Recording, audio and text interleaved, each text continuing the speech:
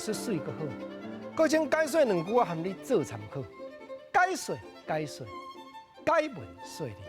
好评来讲，俗语话咧讲，少年未晓想，食老都唔正样。啥做少年未晓想？我用几句啊？日本时代老辈就有咧讲的形容词，甲你互相对比甲探讨。我去查大日大词典，少年也未晓想，逐工都安尼激天台，天台，就是讲浪流连以讹时说。天台这2字汉字，大日大词典安尼写，各种照用。杨先生伫咧吐喙起想，安尼叫做天台。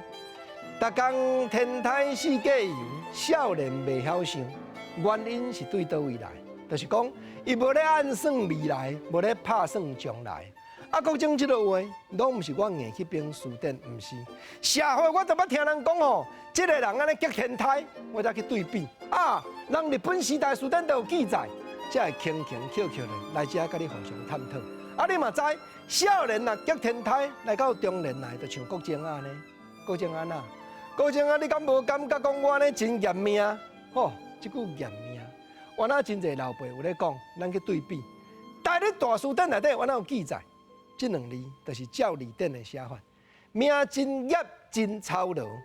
少年的时阵未晓保守光阴，到这个岁啊，搁伫咧拖磨，搁伫咧辛苦，放恁囝安尼白老囝幼，无做得袂用得，安尼又做严命。国情啊，唔通怨叹啦，对啦，国情是照地发挥，袂晓讲我严命啦，严命就是日子过了真拖磨，啊，就爱做到讲60、70啊，才有通勉强安尼，甲一寡知己朋友流伴，坐伫咧纳凉，过迄个较清静的日子。清静。这原来大日大词典的写法，毋是国情啊骗的。原来民间我有听人讲，我淡遮捡起来甲你参考，我去查字典对比出来。清静就是啥？就是讲清心，真清闲。安尼一句话形容词，讲做过清静的日子，简单讲啦。3万的冠军茶不是有泡落来。真清心伫咧谈天说皇帝，安尼叫做清静。清静的日子当时才会来，你唔知，我嘛唔知。人咧讲有心做牛免惊，无犁通拖。千万唔通讲少年时未晓保守光阴，死到食老，若唔正样，安尼生来烦恼都袂赴。